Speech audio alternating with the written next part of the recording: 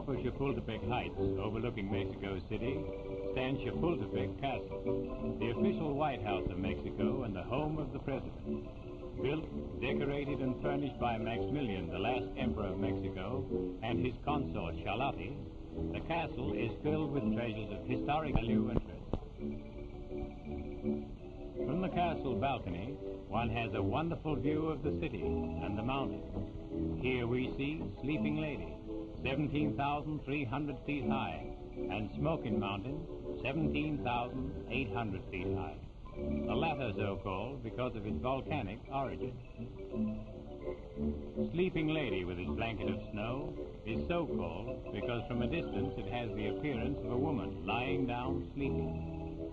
Often there are parades, both interesting and picturesque, impressive to visitors and a source of pride to all Mexicans.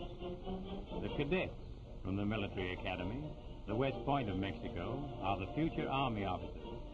The personal guard of the President is the Black Horse Troop. These horses and men are carefully selected and evenly matched, creating a fine appearance. The regular army, well equipped and properly drilled, show a confidence as to their ability and efficiency. The police department is one of the finest in the world. The men are carefully picked and extensively trained, both physically and in duties each must perform. One can see the result of such training and feel the pride these men have in their responsibility. The same condition is true of the fire department. They may not look like firefighters, but don't let their snappy dress uniforms deceive you. Each man is an athlete of the highest type.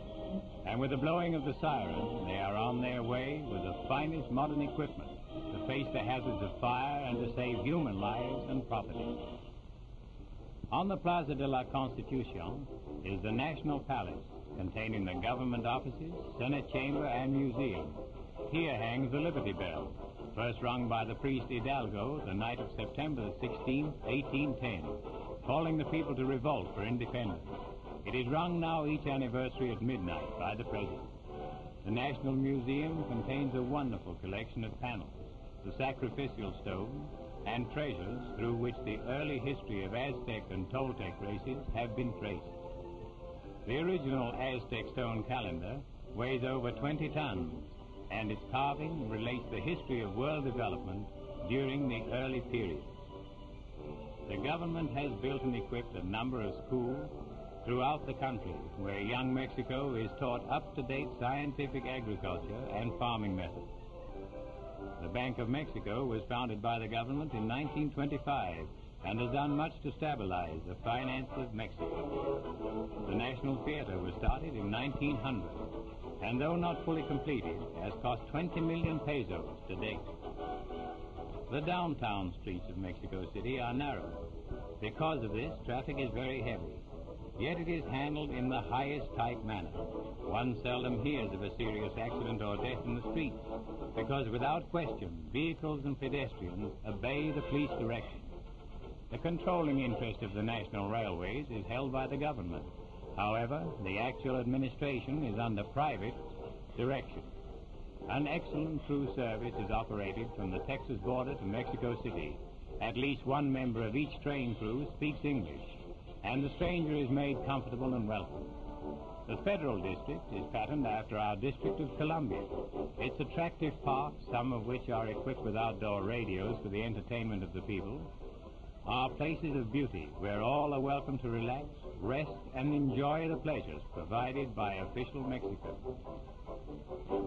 This is the beautiful statue of Cuauhtémoc, the last Aztec emperor.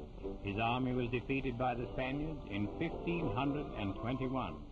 Cuauhtémoc was captured, and as pictured on these brass plates, tortured to death in an attempt which failed to make him disclose the hiding place of the Aztec treasure. The Victory Monument is located in the heart of Mexico City and is dedicated to Mexican independence. This capital city, because of its elevation and protective mountain range, has the finest tropical climate in all Mexico. And with 1 million population, it is a most modern city, well laid out. From the air, we have a dandy view of the new stadium building of concrete and steel, in horseshoe shape. The playground where grown-ups never seem to be too busy to stop and romp with the kiddies. The National Recreation Field, planned by the government, is often the scene of public events and fiestas. The bridle path in Chapultepec Park is a popular spot. Here Army officers in uniform and citizens in costume mounted on spirited horses may be seen taking their daily exercise. One of the most attractive things about this romantic country is that no matter where the location, even close to cosmopolitan Mexico City, a short auto ride will take you from the new world and present customs into an old world and primitive methods. Here, just outside of official Mexico, we see an important activity of the native Indians, Wash Day, which is every day. The method used is the same as recorded back in biblical days. The results, if compared to that of the automatic washing machine, so common in our homes, would amaze the American housewife. Contrary to natural belief, the pounding of the clothes on rocks does not damage them, and when laid out on the ground to be aired and sun-dried, they are as clean and white as driven snow. Water, one of the most important necessities of life, is secured from this picturesque stream, and in earthen jars which are made by the Indians, carried to the home. This seems to be mostly the duty of the lady of the house. Well, it is. These Indians are unusually friendly. With a tired and hungry stranger, they will not only share their bed and food, but will give their last bit of food, go hungry themselves, and sleep on the ground so that their guests may rest better. Surely this is a hospitality seldom extended anywhere else in the world. We would like to spend more time with these friendly people, but we must hurry along.